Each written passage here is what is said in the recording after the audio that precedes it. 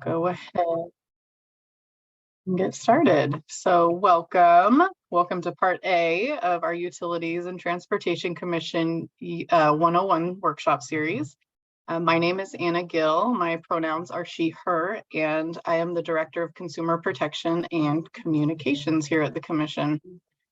The purpose of these workshops is to provide education around the role, structure, and purpose of the UTC, and then dive into how organizations and the public can get involved in our proceedings.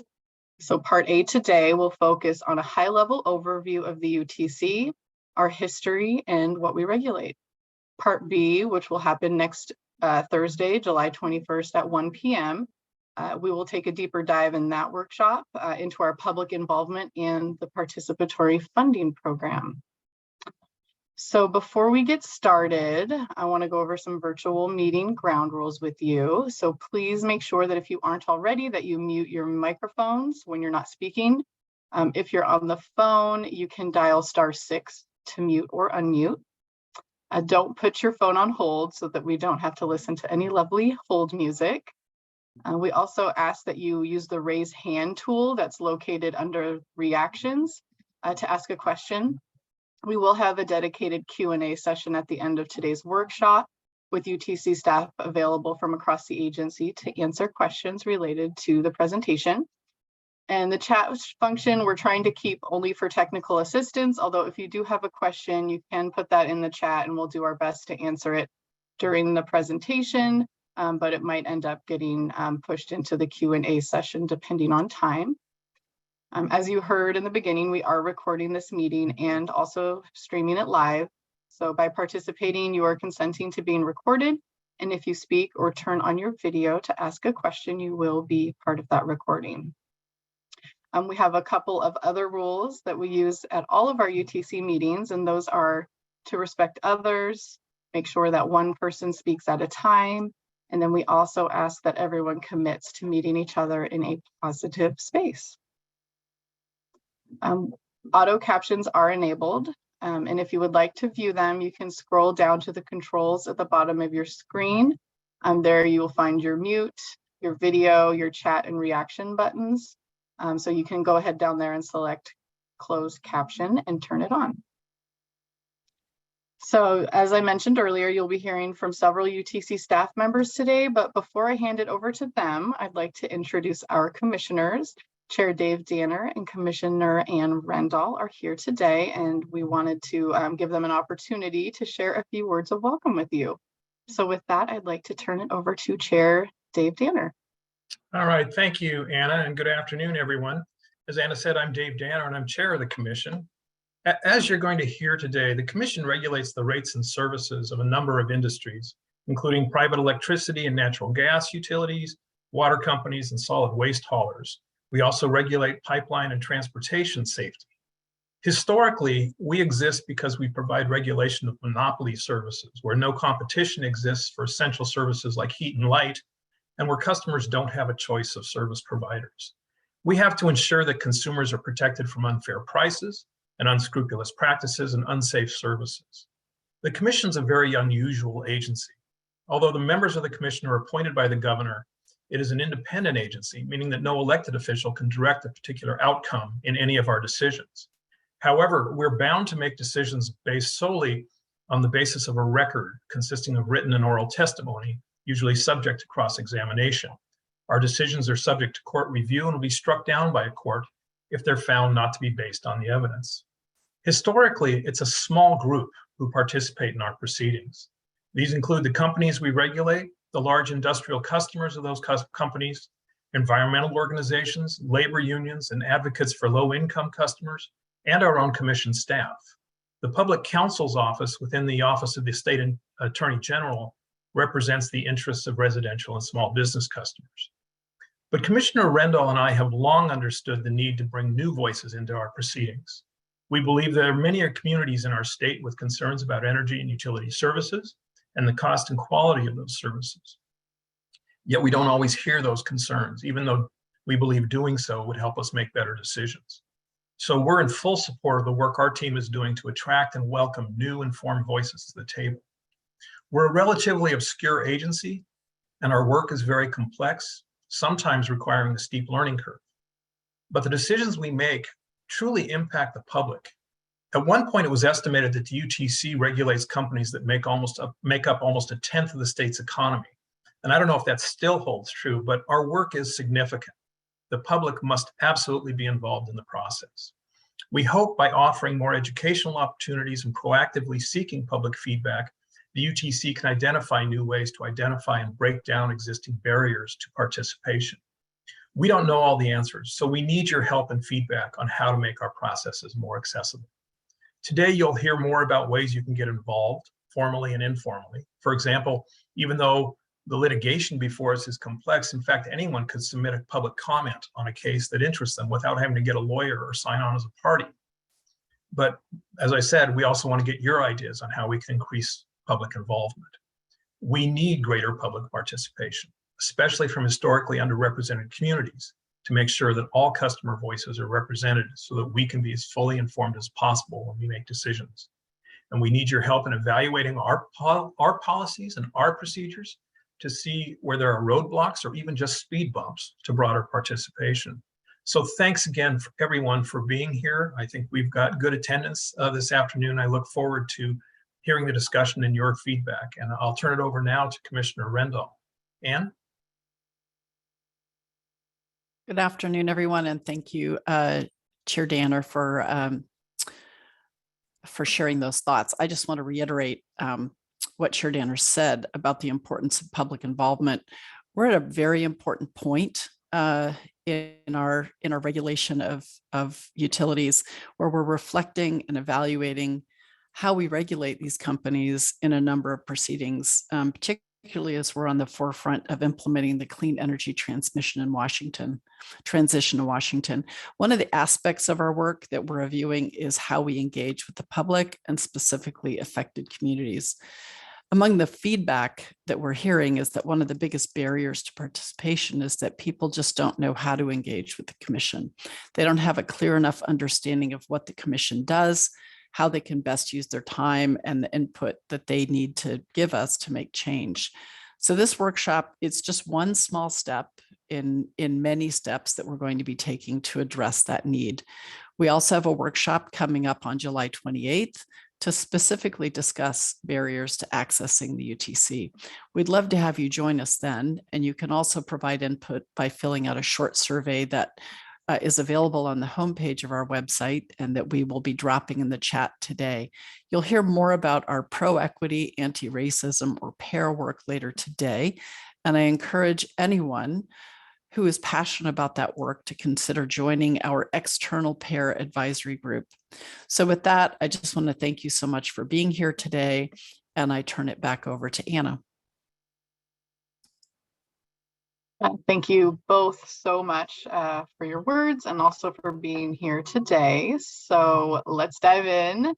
And up next, I'd like to introduce Emily Brown. She is our Media and Communications Manager here at the Commission, and she will be providing an overview of the history and purpose of the UTC. So Emily, take it away. Thanks, Anna. So as Anna said, I'm Emily Brown. I use she, her pronouns, and I manage our communications team. Before we can really talk about how to get involved with the UTC's work, we wanted to make sure that we all have a clear understanding of the Commission's role, purpose, and authority. So that's what I'm here to start talking about today before I hand it off to some other UTC staff. So to get started, I wanted to let everyone know that the UTC's mission is to protect the people of Washington by ensuring that investor-owned utility and transportation services are safe, available, reliable, and fairly priced. So before we look at that more closely, let's stop there and take a look at that word investor-owned. So throughout the presentation today, we will have several vocab stops where we'll be going over different important terms that you'll need to know to understand these presentations. So if we can get the next slide, we'll have our first vocab stop, which is investor-owned utility. An investor-owned utility, you'll often hear this referred to as an IOU by staff at the Commission. This is a utility that is owned by a board of investors or shareholders, not a local government or other public entities. So the IOUs are the utilities that the UTC does regulate. So Our next slide has a definition for consumer-owned utility. These are utilities that we don't regulate. These are a group of utilities that are owned by the public, things like cooperatives or consumer-owned. We don't oversee them. A third group that we don't have any authority over are local jurisdictional utilities. So these are things like city power and light, public utility districts or PUDs. Those are also types of utilities that exist but don't fall under UTC authority. So that's important to know before we talk more about what we do. So going back to our mission, since its creation, the legislature gave the UTC sort of a two-pronged charge. We're charged to balance the needs of our regulated companies with the needs of those companies' customers without prioritizing one over the other. So companies need to be able to earn a fair profit so that they can stay in business and continue to offer those vital services to customers. And then customers need fair and reasonable treatment from those companies so that they can afford those vital services. So let's talk a little bit about the history and evolution of the commission. So the UTC was founded in 1905. The Washington State Legislature created the UTC, originally known as the Washington Railroad Commission. Originally, we were formed just to regulate railroad companies.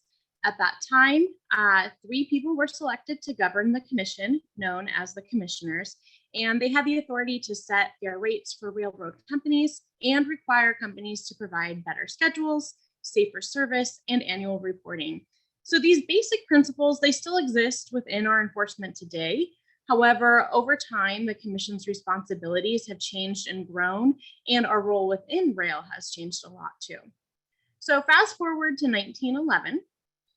In 1911, the Washington State Legislature granted the commission jurisdiction over all investor-owned public service properties and utilities operating in the state. Over time, this was soon expanded to include telephone, telegraph, water companies, vessels, warehouses, and motor carriers. In 1961, the legislature gave the commission its current name. So ever since then, we've been known as the Washington Utilities and Transportation Commission. So you'll note that over time, as our industries have expanded, a lot more transportation has been added to that piece. Now, our role continues to evolve, and we have different commission oversight, which changes as need arises, and the legislature appoints new authority. So for example, just a couple years ago, marine pilotage was the newest industry that was added to what we regulate. So today, the commission is still led by a 3-person commission appointed by the governor. You met our chair and one of our commissioners today. We do have a vacancy that the governor will be filling. So it's still a 3-person led commission. So before we go any further, it's time to go over one more term that you'll hear a lot. Before I worked for the UTC, I didn't know what this meant, but the UTC is a quasi-judicial agency. So unlike many state agencies, the 3-member commission often functions like a court of law. So they will preside over cases and rule on cases brought before the commission, sometimes alongside an additional administrative law judge. So the cases or proceedings brought before it, what does that mean? There are many different things that the commission presides on. Typically, companies come to us that we regulate with requests to do things like increase their revenue, sometimes decrease, a lot of times increase based on increasing costs, to build or invest in new infrastructure, and to change their service that they offer customers. So, more on proceedings. Like a court of law, the commission can't make judgments without any input or based just on their personal opinion.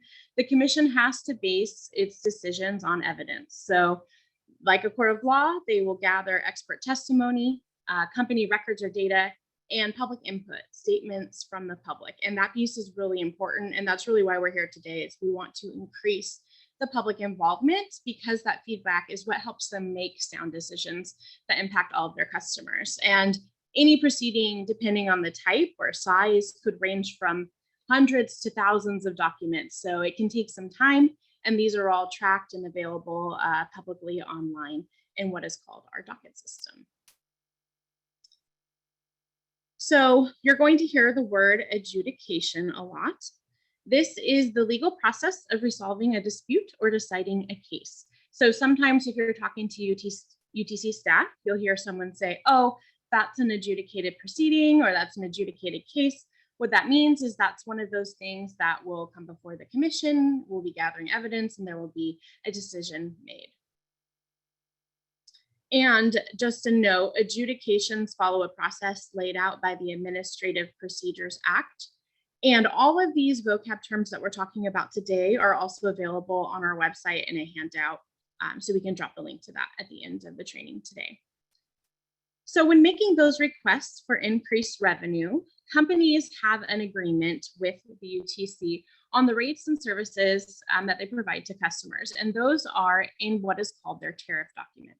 So a tariff is a utility's schedule of rates or charges, and our regulated utilities have to submit those tariff changes to the UTC for approval. So they can't just make them, they have to submit them, and then the UTC will go through that process to evaluate the company's request. Which brings us to one more term, which is the general rate case. This is, I wouldn't say, maybe it's not the most common, but it's one of the most routine things that we do. And it's also takes some time and a lot of work. But a general rate case is a regulatory proceeding to review a new tariff revision a utility files with the commission. So when a utility comes in and says, okay, we need to increase our revenue or change something about our services, they file a new tariff, and then generally this will kick off what is called a general rate case. And that can take up to 11 months to resolve because of all those pieces where we're gathering evidence, public testimony, hearing from the company, and other advocates. So that's a really big, important part of our regular work. So in order to get all of this work done, the commission is broken up into several divisions and sections. So I'll just briefly touch on each one because some of their names will come up later in this training. You've already met our commissioners today. So again, they preside and they make decisions on those cases. And then the division and staff, we're the staff members that support all of that work. So administrative law and policy is a division that is actually temporarily combined for 1 year, combining our administrative law and policy team. So we actually have administrative law judges who preside over proceedings. They'll draft orders on behalf of the commission, and they'll also provide legal advice. So essentially they're serving in a legal role at the UTC. We also have policy staff who advise commissioners and those judges in cases. So these are folks who really understand the rules, the laws, the policies, and the industry, and they help coordinate policy development and implement legislation. So when new laws are passed through the legislature, these are the folks who are taking the lead a lot of times on making sure that those laws happen. Administrative services, this is a wide range of people. These are the folks who really keep the lights on, keep the building running, the contracts paid, all of us paid, the network connected. They manage our public records requests. And so without them, we wouldn't be able to do things like have a virtual workshop or stream it, all of our technology and working remotely, all of these things. These are really, I would say, the heart of the organization who keep all the work going. Consumer protection and communications is a division that I'm part of. Consumer protection, they're really there to provide services to customers, to interested persons, to businesses. They do things like complaint investigations. So if a customer feels that the company is not meeting the services they've offered and they've already tried to work with the company, they can come to us and submit a consumer complaint, and then our staff will look into that and see what action needs to be taken at that point. They also staff a helpline that's available during the week, Monday through Friday, I think 8:30 a.m. to 4:30 p.m. There's staff there answering questions and to help customers, to help regulated companies. And there's a lot of other things that they do too to try to help the public engagement. They help us with our public comment hearings. Communications is what it sounds like. We manage the website, social media. We work with reporters, send out newsletters, create fact sheets, help with PowerPoints for things like today's worksheets or workshops. So we're doing all that sort of work. I'm sure you all have human resources teams, but they're the wonderful folks who support staff engagement, personnel management, and recruitment. Pipeline safety, they do a lot of important work. They conduct inspections of natural gas and hazardous liquid pipelines in Washington for compliance with federal guidelines, and they have delegated authority from federal entities. The legislation program is a standalone program. They maintain our external relationships, work on legislative initiatives, and there are liaison at the state capitol. So during the legislative session, when laws are going through the system, they're the ones working with legislatures and their staff to make sure people get the information they need and we know what's going on. And they also manage our tribal relations program. Regulatory services is our largest division. They have a huge body of work. They review filings. They also assist in implementing legislation, inspections, depending on the industry. If you come to our open meetings, which you'll learn more about, I think, at next week's workshop, you'll often hear them talking about the different cases and things that are happening. And they're broken down into different work groups that focus on energy, telecommunications, water and transportation, and conservation and energy planning. Then we have transportation safety. So they ensure that our regulated transportation companies operate safely and in compliance with federal and state guidelines.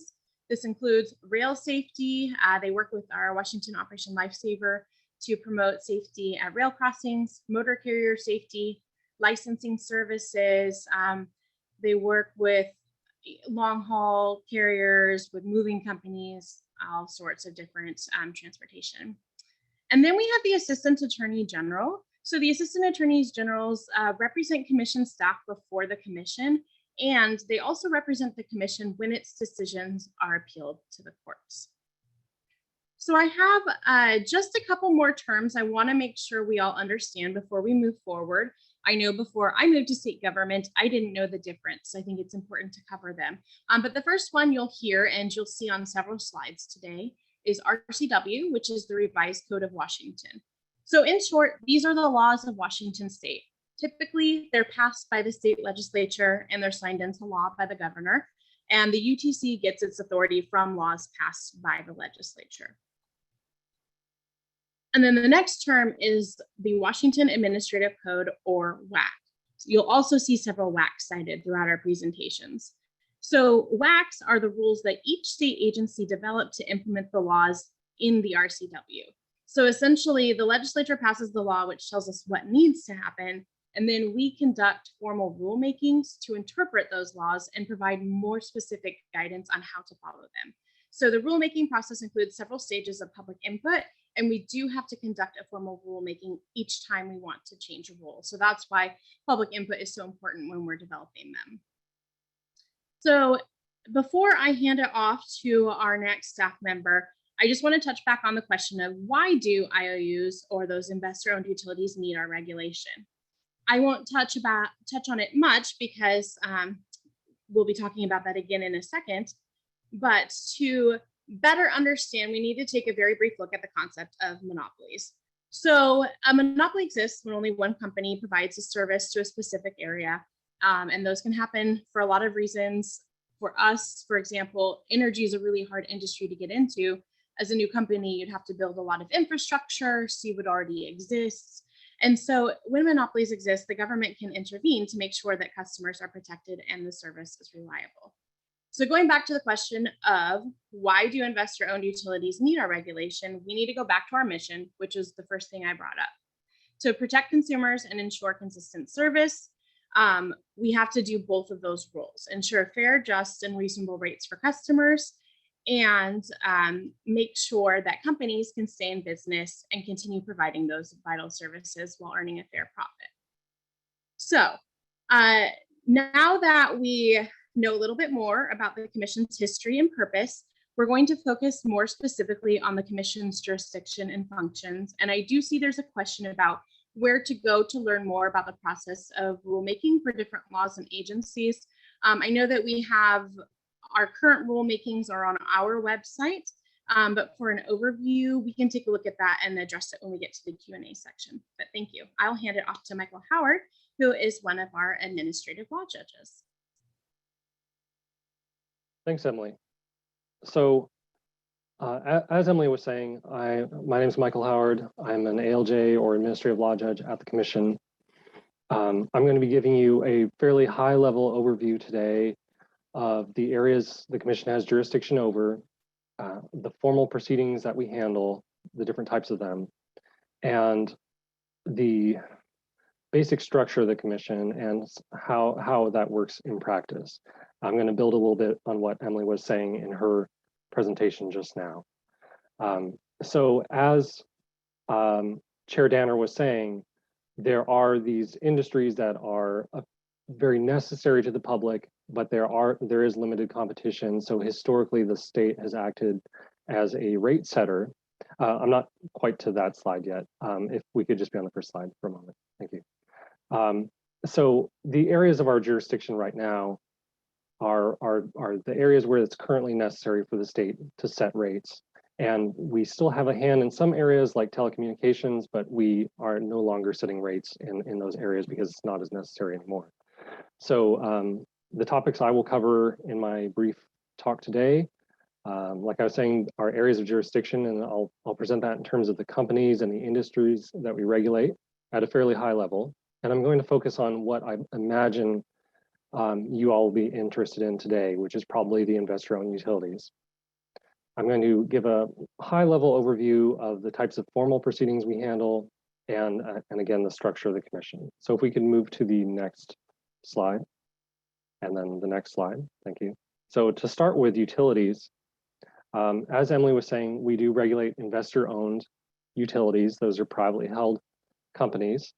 And these utilities, such as Puget Sound Energy or another utility, don't necessarily have service areas defined in law, but it's de facto. In effect, they have a service area, and there's relatively limited choices for the consumer. So the state will set rates and ensure the consumer is protected. And this is part of our a principle behind what we do here as the rate setter is trying to mimic the outcome of a competitive market. Do we have a quote there, or is that later? There we go. And this is from a rate setting treatise, and it says the fundamental economic goal of regulation is straightforward: to mimic a competitive market outcome, even when the underlying market is not competitive, so as to prevent the undue raising of prices.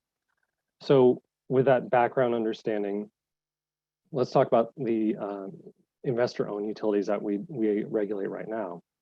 So can we jump to the next slide? Thank you. So our largest utility in terms of the number of customers served and number of investments is Puget Sound Energy. And here we have, you can see that the service areas for their electric and natural gas service they're not entirely coextensive, but they're focused largely in Western Washington.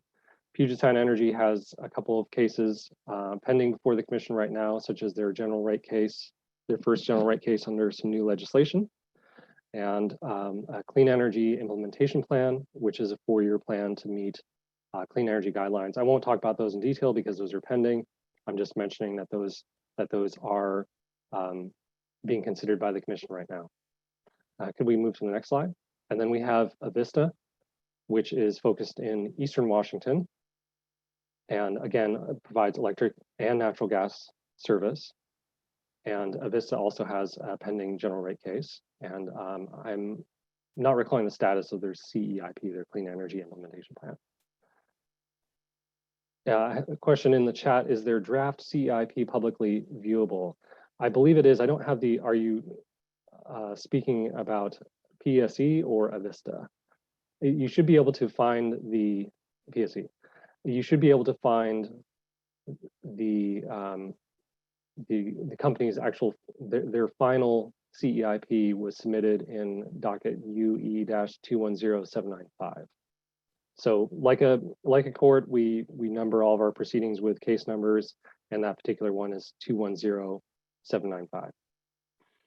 And a third utility that we regulate here is PacifiCorp, and that is electric only service in Eastern Washington. And then we also have a couple of natural gas only companies that do not provide electric service. We have Cascade Natural Gas Corporation and Northwest Natural Gas Company. And although these latter two companies may not raise as many issues with regards to the Clean Energy Transformation Act, there are various laws with environmental requirements that they do need to follow, such as conservation targets and things of that nature. So feel free to drop your questions in the chat or raise your hand, and I'd be happy to continue answering them. So before I talk about other utilities, I just wanted to mention what issues we regulate for these investor-owned utilities. So historically, the commission, as we've been giving you kind of an overview of, historically we've acted as the rate setter. So we're setting prices for a business that's not generally subject to much competition. So we're closely reviewing the company's books and evaluating their rate of return on their investments and reviewing the reasonableness and prudency of their different investments. And what's happening in recent years with the Clean Energy Transformation Act and other legislation around this, the Energy Independence Act and things that have already passed, is the commission's jurisdiction and the issues we're considering are expanding to encompass new things. So for instance, the Clean Energy Implementation Plan I mentioned, which is the utilities plan to meet their renewable energy targets. And there's a number of requirements that would take a little while to explain all of those. And we also evaluate the utilities' long-term planning for their resources and their conservation targets and things of that nature. So our role and the issues we are considering in our cases has expanded over time. And that's part of that clean energy transformation that is happening in Washington State right now, which is why public involvement is so necessary to that process. I did want to mention too that there's some issues that we do not regulate at all that aren't really relevant to us as the commission. So we're not a siting agency or a permitting agency. So the issue of exactly where a solar farm or an investment is located that's not an issue our particular agency decides. So and then there are other utilities that we do regulate, as this slide here indicates. We regulate private water companies serving more than 100 people. Those tend to be in rural or semi-rural areas. And we do have a hand in regulating telecommunications companies. It used to be a larger role when there was less competition, but with changes in the industries over the last few decades, there's been less regulation. And I'm not going to talk about those as much. So moving to transportation, because we are the Utilities and Transportation Commission, we regulate certain transportation industries that are affected by the public interest. And some of these companies, some of these industries, the state still needs to set rates and prices for the companies. And in some industries, we still act as a regulator, but we aren't setting prices. We're more concerned with just safety issues and things of that nature. So classic example here of an issue of an industry where we both regulate prices and inspect and evaluate for other issues would be solid waste collection, residential garbage pickup, for instance. So Washington state law, this quote I have here from a past commission case, Washington state law treats solid waste collection as a natural monopoly. And that's just that it's this idea that according to the law of our state, it makes sense for basically one company to handle the garbage pickup for a neighborhood, and then you don't have other companies going in and competing in that same neighborhood. And that's just my kind of plain English explanation of that. So in that we're granting solid waste companies the authority to operate, and we're setting their prices based on a close evaluation of what they need. So if we could Okay, and before I talk about types of commission proceedings, I'll just mention that there's a number of other transportation industries that we do regulate that I'm not going to be talking about at great length today, because I don't believe they might be as germane to what you all will be interested in. But we do regulate a number of industries like household goods movers, passenger carrying companies, motor freight carriers, airport shuttles, private ferry companies, and we recently were recently given authority to regulate harbor pilots, and that's the captains that bring in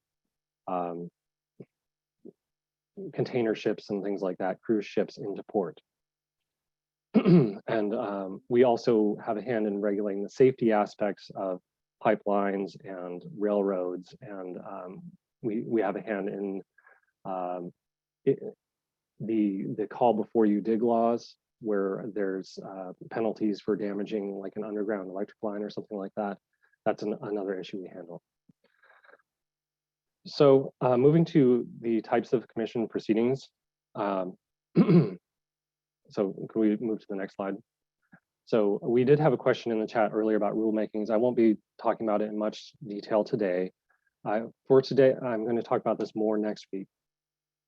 For today, I'm just going to say our commission's rules are in WAC Title 480. That's where we publish them. And we have a couple of current rulemakings going on right now. One that's significant, particularly significant, that you might be interested in is the carbon and electricity markets rulemaking. And that's docket UE-210183. And that involves a number of complex questions about how utilities might comply with the Clean Energy Transformation Act when they're buying electricity on the market. I'm not assigned that particular one, so if you have an in-depth question about that, I might not be the perfect person for that. We move to the next slide. And then we have adjudications, and I'll talk about this more in my talk next week. But as Emily was saying, this is essentially a hearing. It's a trial-like proceeding, and we don't have a jury in our trial-like proceedings. We have the commissioners who make the final decision. An administrative law judge such as myself will rule on objections, admit evidence, and assist the commissioners, but the commissioners appointed by the governor make the actual final decision in the important cases that we handle, such as a utilities general rate case. And some other unusual points that I'll just briefly mention is that because our cases are so complex, a lot of the testimony is usually written down and filed in advance. And then the hearing itself is only for cross-examination. And that's not normally how most trials work. Can we move to the next slide? Okay, and then an important vocabulary term I should address here is the idea of ex parte communication. So some of you may already be very familiar with this. Ex parte communications, there is a general principle that the deciding official in a trial or another trial-like matter shouldn't have a meeting aside with one party and just talk with that party without the other parties being present, and that would be improper. So that's an important concept to remember, that when we're in an adjudication and there's a pending case, we're careful not to simply have a phone call or a conversation with one party that's not in the open hearing with the other parties present. Can we move to the next slide? And another big category of formal proceedings we have are our open meetings. So our open meetings are generally every other Thursday. The exact schedule is available on our website. And I'll talk about these in more detail next week about how you can participate in open meetings and the types of issues that we consider. I'm just kind of giving you a very high level overview right now. So the basic structure of the commission, I think Emily actually addressed this very well. I'll just go kind of quickly through a couple slides here. Can we advance? So as Emily said, we have the commissioners appointed by the governor. We have a third seat that's currently vacant that's going to be filled. I will mention that the commissioners cannot all be from the same political party. So the appointee in the third seat is very likely going to be a Republican, and that's just built into the law. And we also have an executive director who handles a lot of the day-to-day decisions of the agency and handles certain issues like penalties and delegated decisions. Can we advance to the next slide? And I think Emily did a good job of giving you an overview of the different sections within our commission, but I want to kind of give you an idea of how we have to work differently. We have to work together differently depending on what's in front of us. So we have around 150 employees, frequently less. We're a relatively small state agency. And our largest division is regulatory services. And those are the staff who closely evaluate utility cases and make recommendations to commissioners. So regulatory services will appear at our open meetings and make recommendations there. They'll also appear as a party in an adjudication, and they will make recommendations in rulemakings. But the commissioners themselves don't have to agree with what the staff recommends. The commissioners can make the final decision. And as long as we're in a rulemaking or open meeting context, it's perfectly fine for us all to work together and have meetings, and there's no violation of any rules. Could we move to the next slide?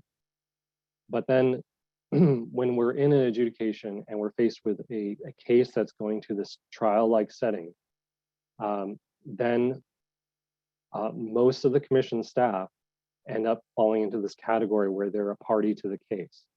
So they don't get to have special access to the commissioners in that context. They're just another party to the case, and we need to avoid having any ex parte communications with them. So that's sometimes difficult for people new to the commission to keep in mind, but it's a very important principle.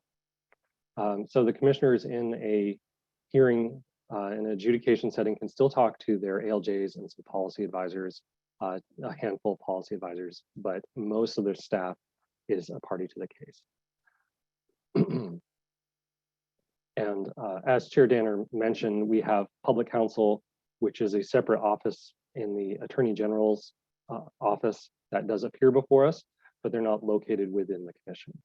So that would conclude my portion. I went a couple of minutes over, so I apologize for that.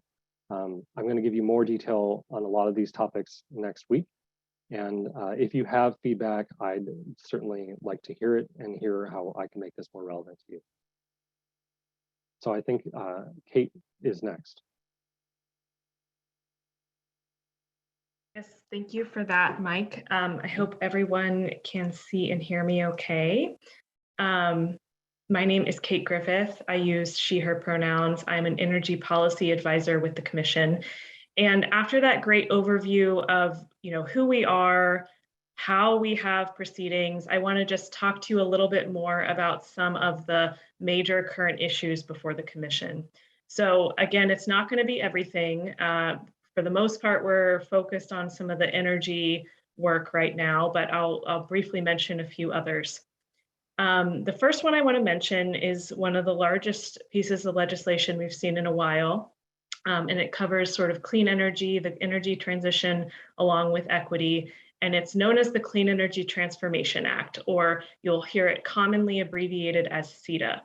So this is a 2019 state law passed by the legislature that requires all electric utilities in the state to be carbon-free by 2045.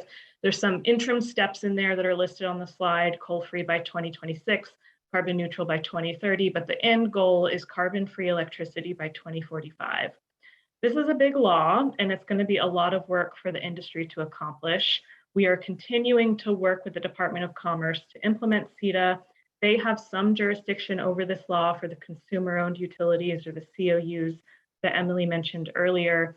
As we've stated before, we only regulate the IOUs. So far, we've had several phases of rulemaking. So this is one of those big laws that crosses all kinds of different processes. So we've had several phases of rulemakings starting in 2019. We're currently evaluating company clean energy implementation plans. These are the plans outlining utility pathways to compliance with this law. Some of those are adjudicated. Some went through open meeting processes. It gets quite complicated once we get into the docket numbers. But again, we hope to go into more depth about this type of stuff next week. And if folks have questions about specific docket numbers, you can put them in the chat and we will work to follow up with you. If not today, then certainly later I can put my email in the chat if anyone wants to follow up on that. So anyway, we're working through clean energy implementation plans, and we're also considering how to evaluate and incorporate equity into our regulation. So you'll see on the slide, can we go back, please? Yes, thanks. I'll be on this slide for a bit. The law has an equity requirement. It's noted here on the slide as customer benefit and equity mandates, which in short require all customers to benefit from the transition to clean energy.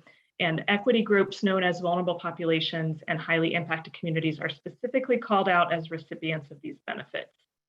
So we could go into CETA for days, but just to move things along, I'm going to stay on this slide, but quickly talk about another clean energy law that was recently passed. It's requiring the Commission to do a study on what's known as natural gas decarbonization. So we're working with a consultant to develop a report on different ways that natural gas utilities can decarbonize in Washington state. That's another clean energy piece. Next slide, please. There's another major law that was passed recently. It's mostly living with the Department of Ecology, but the UTC does have a touch point with it. It's known as the Climate Commitment Act, or Washington State's Cap and Invest program. So this law places a legal cap on the state's carbon emissions. These caps decline over time to meet the state's greenhouse gas emission goals. And it requires businesses covered by the law to either reduce their emissions or obtain what are called allowances, tradable allowances to cover any remaining emissions. The total number of allowances is going to decrease over time to meet those emissions goals that are set out in statute. And I mentioned on this slide that gas utilities have a compliance obligation where electric utilities are more marginally affected. That's because electric utilities are already subject to CETA, which I mentioned first. All investor-owned utilities will be issued free allowances to help cover their compliance obligation, while other allowances will be purchased and sold at an auction to create effectively a market price on emissions. So again, known as the Cap and Invest program. Again, we do have a role assisting ecology with the implementation of the CCA due to our jurisdiction over investor-owned electric and gas utilities. So we could move to the next slide. This next law that you see cited as RCW 80-28430, FYI, if you just copy and paste that number into Google, you should access it fairly easily. But this is a new law developed during the 2021 legislative session that allows regulated energy utilities to provide financial assistance to organizations looking to participate in the Commission's regulatory processes. So as Commissioner mentioned earlier, the folks that have typically participated in our processes has been fairly limited. This law allows financial assistance to organizations that want to come into the Commission, provide public input on our anything from rulemakings to adjudications to open meeting items. It provides the statutory authority for that funding. It also requires the Commission to approve, reject, or modify agreements, any funding that is approved for folks to use in our Commission proceedings. We set certain standards for the administration of funding, and it again prioritizes organizations representing vulnerable populations and highly impacted communities to receive the funding. And again, those are two equity-focused terms that are defined by the Clean Energy Transformation Act. So we've begun implementing this law. We've approved funding for some organizations participating in current rate cases. If you have questions about what's available, I can speak to that up to what has been made public for those rate cases. And we're also working on education and outreach to hopefully get new organizations involved. This is one of the large reasons that, or at least a large impetus for why we're having this workshop today. I think we can go to the next slide now. Consumer protection is something that the Commission has always had an ongoing role in, both through its day-to-day business and in emerging issues. But two of those large emerging issues, or recently emerged, still there, issues that we wanted to talk about today are around COVID assistance. So in April of 2020, during the COVID-19 health crisis, Governor Jay Inslee issued a proclamation banning all energy, water, and telecom companies from disconnecting customers due to non-payment. That was later extended through September of 2021. And then in 2020, the UTC also organized a COVID-19 response work group of stakeholders that was working through the major issues associated with basically the pandemic and how utilities and customers were experiencing economic hardship as a result of that pandemic. So with the stakeholder work, the UTC issued a disconnection moratorium and term sheet for commission regulated energy utilities and water utilities that lasted through September of 2021. Certain consumer protections are maintained through March of this year. But along with that, the commission ordered what's known as the notice and disconnections rulemaking. So this is an ongoing docket. You'll see it posted on the slide as docket U210800. This is a rulemaking where staff are examining and the commission is evaluating whether it should update existing credit and collection rules to protect customers more equitably. The commission has also suspended the ability of utilities to collect fees for any late payments, for disconnecting service, for reconnecting service, or any related site visits and service deposits until the rulemaking is complete. So this is a very large consumer protection rulemaking that's underway right now. You can follow along again in docket U210800, which you can search on our website. So I think next slide, please. The next piece I want to touch on, again, another big law. They just seem to keep coming. This is around the transformation of how we regulate utilities. So I think we've mentioned a couple of times that historically, regulation, especially for electric and natural gas utilities, has been based on cost of service, what the utility has done, whether or not performance is up to par, and making sure that the rates that they charge customers can cover that cost of service. This new law requires the UTC to look at how we regulate utilities, including through multi-year rate plans, and set performance measures that assess utility performance, again, as an alternative to traditional cost of service rate making. This is a 5-phase project. It will likely last through 2025. It's a big undertaking. It will be a large change in how regulation works in this state. You can follow along in docket 210590. Because this is a policy statement, adjudications and ex parte communication doesn't apply. Again, we'll kind of get into the workings of that next week. We just wanted to provide kind of a high level overview this time. So next slide. Another couple of pieces we wanted to mention is internal agency transformation, particularly around equity work. So this first piece, we shorthand it to call it PAIR. It's pro-equity and anti-racism. We're continuing our equity, diversity, and inclusion efforts alongside a new state agency known as the Office of Equity to integrate pro-equity and anti-racism in all of our processes, planning, and values. This includes ongoing training for staff and management, evaluating our policies and procedures, evaluating hiring and interviewing practices, and setting up an advisory team. And I think, long story short, this work is really in an effort to help the UTC better understand equity internally in order to also be able to regulate equitably in the work that we do.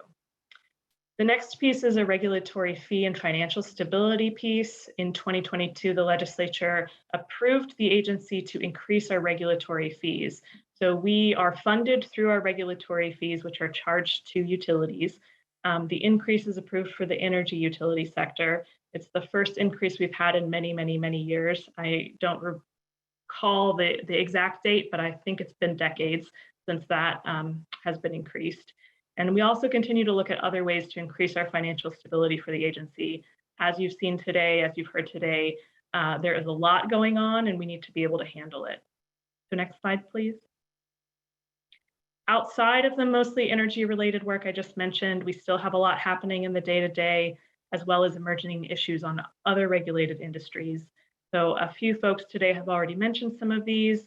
One is the rail crossing safety education. This is in partnership with an organization called Washington Operation Lifesaver.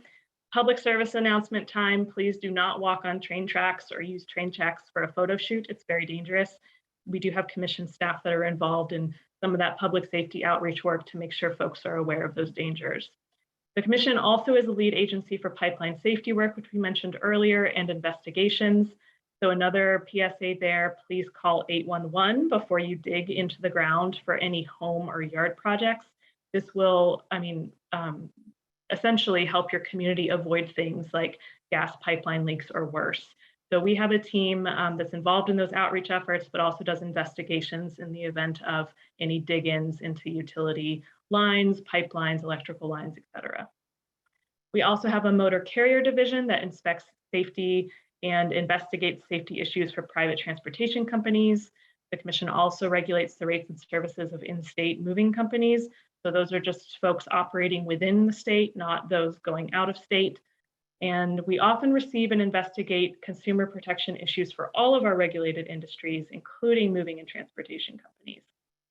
Finally, energy and natural gas rate setting is a fairly regular issue at the commission, and we do conduct some telecom investigations within our authority, such as 911 outages. I think that concludes my quick overview of the many topics. I want to pass it off to Bridget, unless there's any questions, and I see there's a number of flags in the chat for me, which I'll get to, but Bridget will be able to go more into the consumer protection side of things.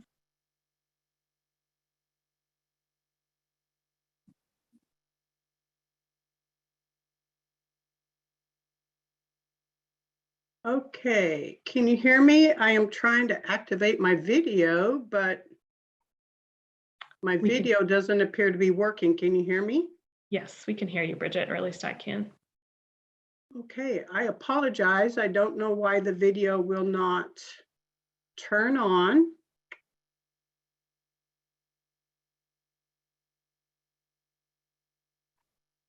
Okay, I'm going to continue on without my video then, so we can keep moving along. So I am Bridget Fieser. My pronouns are she, her. I am the Assistant Director of Consumer Protection. And I'm going to talk a little bit about how consumers can contact the commission regarding complaints against utility companies to help resolve issues that they are having. But before I do that, can we go to next slide, please? Before I do that, I want to give a quick recap to some information that Emily already covered at the beginning of today's presentation. The commission regulates the rates and services of private utility companies, which include electric and natural gas, telephone landlines, water, garbage and recycling. The commission also regulates transportation companies, including residential movers, which are household good movers, airporters, charter and party buses, as well as nonprofit buses. The commission does not regulate utilities from a PUD, city or government-owned utility companies, internet service, or cell phone service.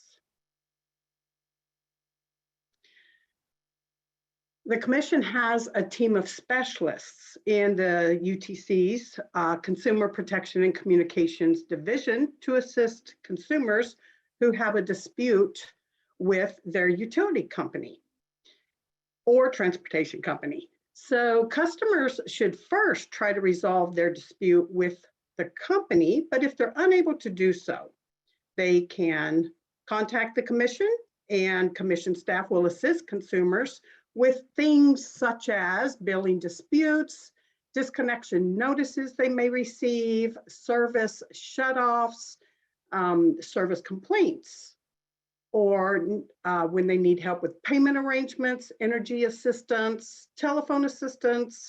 We can also assist with looking up transportation companies to help identify who's regulated by the commission. Next, I'm going to go over the complaint process. So if after attempting to resolve the issue with the company and the consumer still has a grievance or dispute with the company, they can contact the commission or commission staff, contact Consumer Protection. And when they contact Consumer Protection to file an informal complaint, a team member will talk with both the customer and the company about the issue. And if staff makes a determination that the issue does fall within the commission's jurisdiction, they'll investigate it. And then they will also be sure to let both parties know the findings of the investigation, as well as any recommended resolutions. If the consumer's not satisfied with the result of the informal complaint that they filed with the commission, staff will inform the consumer of their next recourse. And that is to file a petition with the commission to open a formal complaint. So formal complaints, they may only be filed to allege violations of state law, regulated company tariffs, or commission order or rule. And those who file a formal complaint have the burden of proof. If the commission determines that the formal complaint is within the commission's jurisdiction and that the conduct complained about, if proven, does violate state law or commission rules, and that the necessary documents were submitted, a hearing will be scheduled. There are also several ways in which customers can contact the commission to file a complaint. They can file complaints electronically using our online complaint form, which is on the commission's website. They can also email consumer@utc.wa.gov. They can also call the Consumer Protection Helpline. It's a toll-free number, and that number is 1-888-333-9882. The hours are 8:30 to 4:30. We have a staff that will answer the line between those times, but also callers are able to leave a message if they do call outside of those hours, and staff will reach out to the customer. Another avenue that customers can use is they can write the UTC at P.O. Box 47250, Olympia, Washington. And that is all I have on consumers contacting the commission for complaints. Next week, we will talk more about consumers contacting the commission to have their voices heard for filings before the commission. And we'll talk about that next week. So for now, I'm going to turn the time back over to Anna. Thank you, Bridget. So I want to thank all of our presenters today, our commissioners, and all of you for joining us. We have our team available to answer any of your questions, and we have reached that part of our agenda. So if you have any questions for us, please go ahead and raise your hand, and we will call on you to unmute. And Anna, this is Emily. We have a couple I've been tracking. The first one I'll start with just because Bridget just finished, which was, has the commission made an effort to make multiple languages available on the complaint hotline?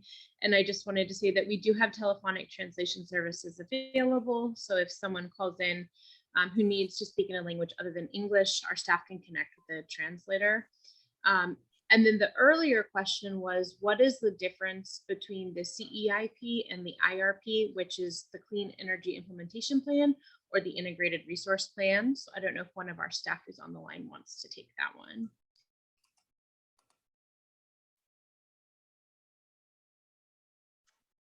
Thanks, Emily. This is Kate.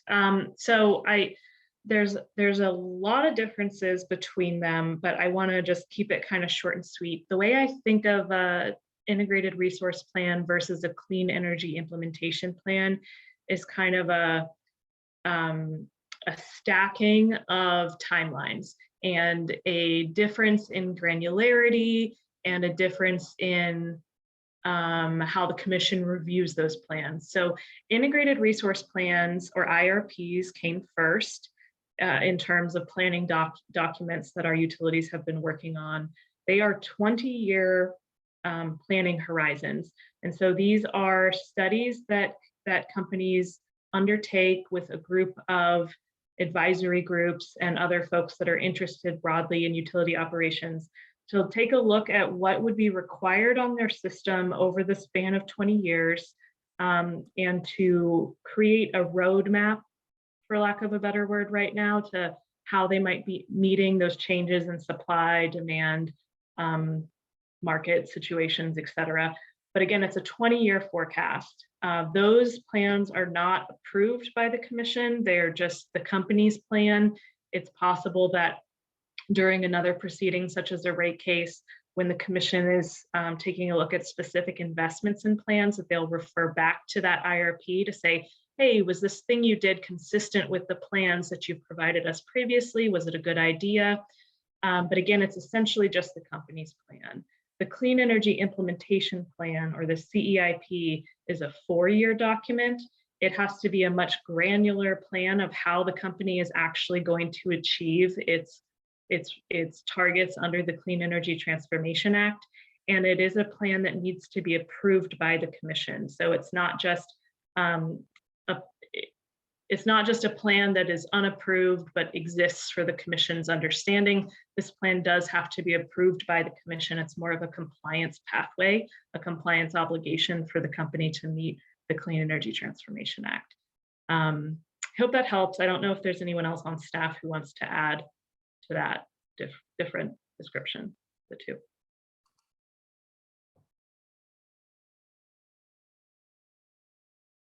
Kate, this is Mike. Yeah. I think that's a great question that we did get, and I agree with everything you said. I think for me to give a proper answer to this, I'd have to closely review the rules, but they're in WAC chapter 480-100, and the IRP rule is at, I think, 620, and the CEIP rule is, I think, at section 640. And I think Kate really laid out the key differences, and the clean energy implementation plans, I would just raise a couple of new issues like customer benefit indicators that the IRPs don't deal with. So there are significant new things. And then like the idea of the commission approving interim and specific targets, like Kate was saying, is that's another new requirement in those.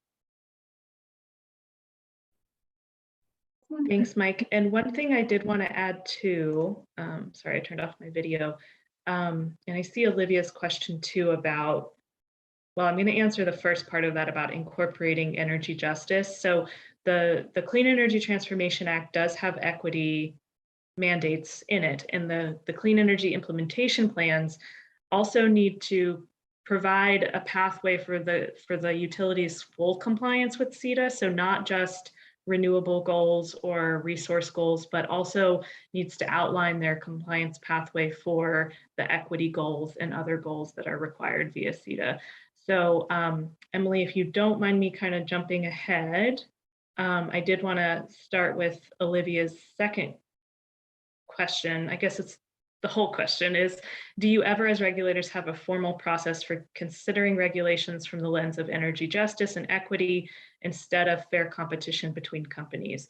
For example, of energy justice, energy burden in low-income homes is disproportionately restrictive. It's a high burden in budgeting against food and rent compared to higher income households. One advocated way to solve this is changing rate structures to be sliding based on income. So essentially, all of the laws that we just mentioned are allowing the commission to incorporate equity in its consideration. The Clean Energy Transformation Act was one, performance-based rate making, which is currently going to be a policy statement, but it's a longer process, is another one that adds equity explicitly into the commission's jurisdiction. And we've been considering these topics in various rulemakings, various policy statements, both in the past and ongoing. So yes, there's many different spaces that we're considering that. And I think maybe we could go into a bit more detail maybe next week. I hope I answered your question. There's several different docket numbers I could provide to you. So maybe I'll put my email in the chat, and you could email me and we could provide you some of the docket numbers where those considerations are happening. Okay. Does anybody else have thoughts on answering the question around incorporating equity into our regulation?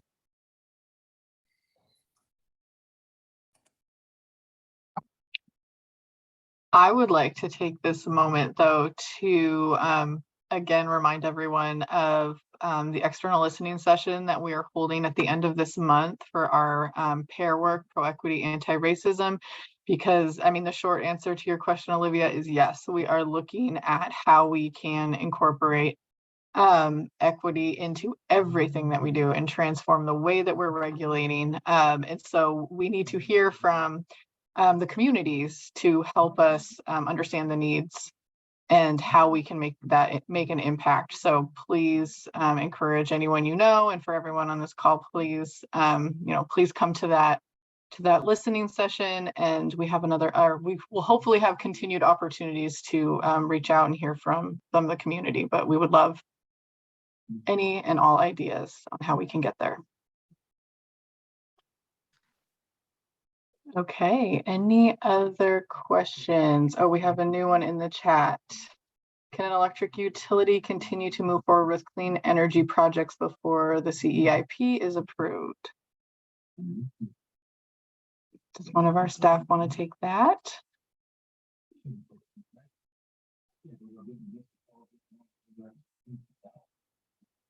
I personally don't know the answer to that, so.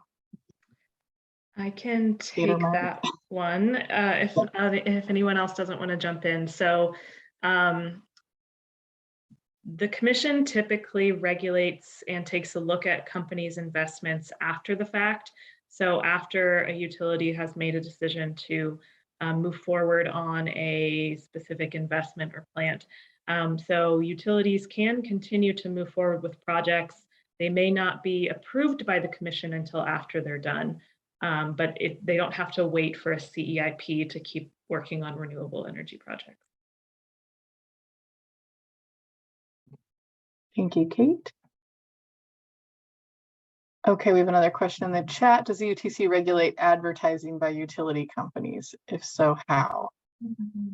No, we do not have a role in regulating advertisements that are produced by Anna, utilities. Yes. We do have some rules on what can be included in customer rates, and it prohibits like advertising and support and political advertising as well from customer rates. So there are some rules on that piece. Thank you, Emily. Yeah, thanks for that, Emily. So it's like kind of a difference of what the utility can use customer money for. We don't broadly regulate a utility company's advertising, but customer money, as Emily mentioned, can't be used for political lobbying or things like that.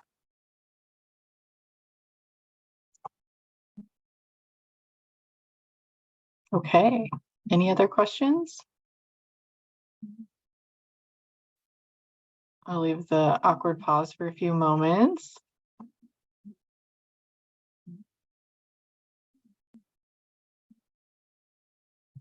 Okay, well, with that, I want to thank all of you so much for being here and participating.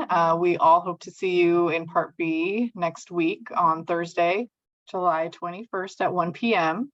We're going to go into a lot more detail about how you can participate in commission proceedings and how your organization can apply for participatory funding.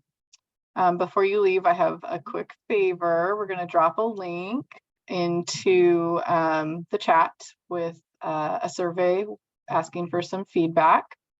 Please answer the questions and let us know how this workshop went and whether it was helpful to you. This will help us plan for future workshops. And again, I want to thank you all so much for being here, and hopefully we will see you next week. take care. Can I ask one more question? Oh, sure. Yes. Oh, sorry. Sorry, Anne. Go Oh, that's ahead. right. Yeah, no worries. I had heard, actually, I think it was from Kyle Frankenwich, that time varied rates and demand response, and maybe it was just time varied rates, can't be advertised by, say, PSC. Is that inaccurate? Is that accurate or inaccurate?